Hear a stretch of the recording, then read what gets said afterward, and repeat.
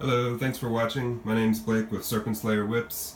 Today I'm going to show you my workbench, which I like to call the layer, or Serpent's Lair, you know. So I'm just going to show you a lot of tools that I have, and tools that you might want to consider getting if you're into whip making, if you're just getting into whip making. Also, keep in mind that I've been doing this for about 10 years, and a lot of this I've just amassed over time. And I would not recommend trying to buy all of this stuff at once. It can get pretty expensive. And the only thing that you really need is a knife and some leather, as stated in Ron Edwards' book, How to Make Whips. Okay, so let me get started here. So I've already mentioned the knife. Let's see what else we got here. I got my Den Williams strander. The nice thing about this strander is that you can easily pop the top fence here open, so you can slide your lace in and out of there pretty easily. It's also just a really great tool. It's pretty easy to taper your strands with this mechanism here. Another thing that Den makes is this hand splitter. It's a really cool tool. Really like it a lot. Been meaning to write Den a thank you letter. Haven't got around to it though. So these are some other splitters. This is the first one I got from Tandy for like $2.50 or something. This is one a friend's let me borrow. Haven't used it yet because it needs sharpening real bad. I gotta take it to Bladesmith or Scissorsmith, whatever. And but yeah, this is something like this is gonna be good for splitting bolster material. This will work for bolster material, but it's not very good at it because it's just like really hard to pull it through this blade. But if you get, if you hand select your bolster material to be an even thickness, it shouldn't be that much of an issue. This is a really cool tool that I got from Clint Sims. So it can cut lace, it can resize lace over here, it can split lace, and it can also bevel lace here. It's a really cool tool. I like it a lot. Clint, thank you.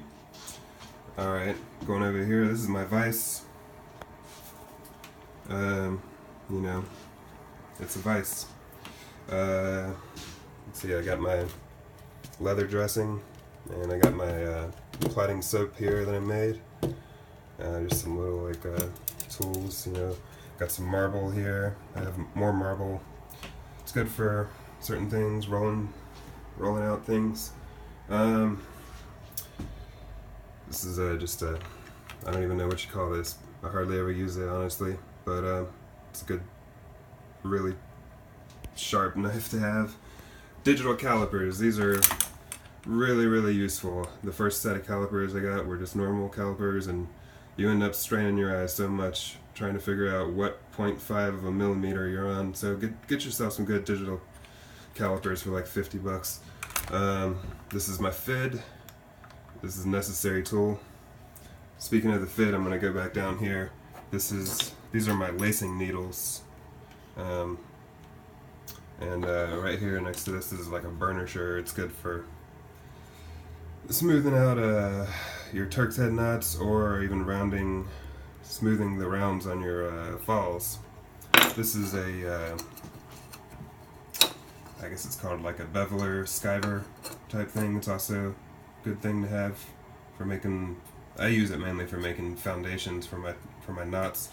This is a little handmade beveler that I made out of a door assembly piece and some wood and a razor bolt going through there. This works really well. I use this for 30-degree angle beveling. and then I use this for 45, and I also hand bevel too. This is my different assortments of string and whatever over here. It's this is I use this for making crackers, poppers, crackers. It's a number 46, I think. Yep, number 46 bonded nylon thread. I got black, I got red. I just got this in. This is Kevlar thread. It's about $30 a spool from Sergeant Knots, I think is what it's called.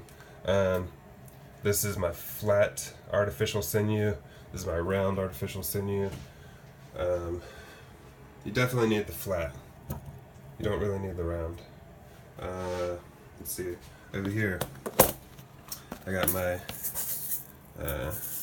number 0.5 shot. It's like the smallest size shot you can get. It's good for shot loading your snake whips or whatever. Alright, let's move over here. Got my tea. Alright, this is my like cutting station. It's pretty small.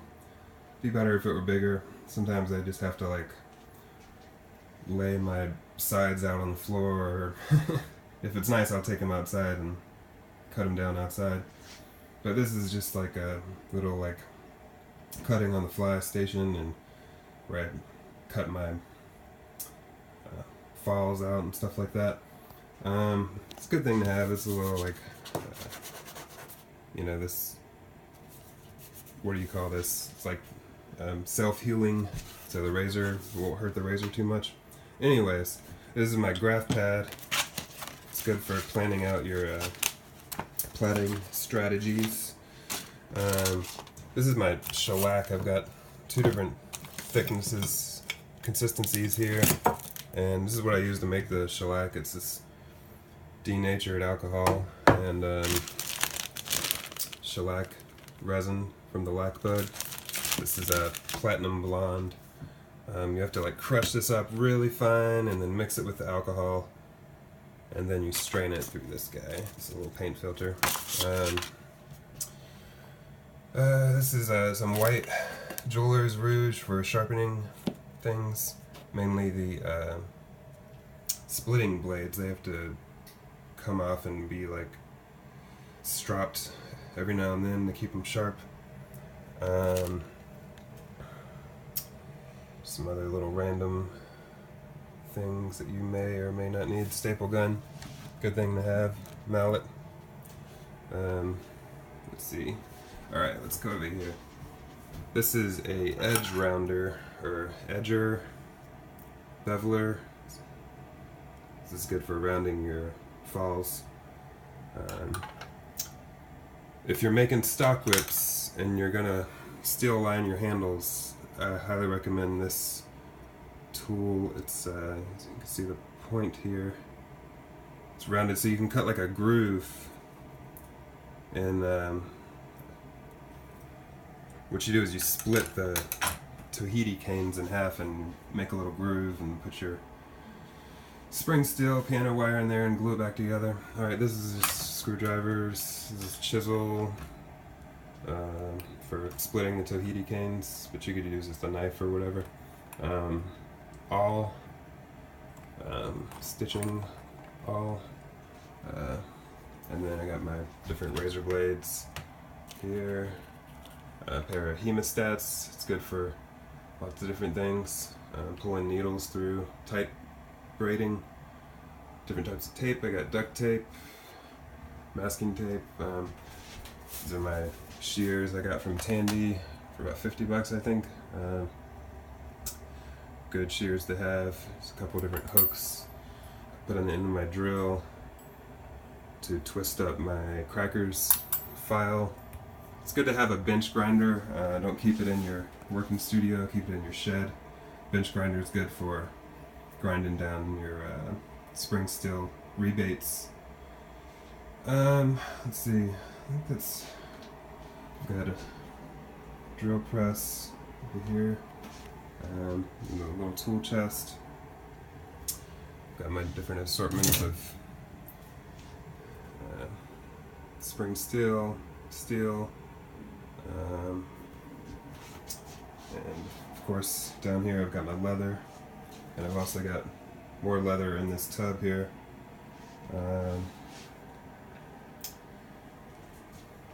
Oh yeah, I think this is the last thing that I'd like to mention. It's good to have. It's a belt sander. It's turned upside down, and it's really good for carving your Tahiti canes to the perfect size, especially if you're doing like full plaited stock whip handles. You get a nice good taper on that. So yeah, that's pretty much it. These are just some tools you might want to consider getting. My name is Blake with Serpent's Lair Whips. Thanks for watching, and please subscribe to my YouTube channel.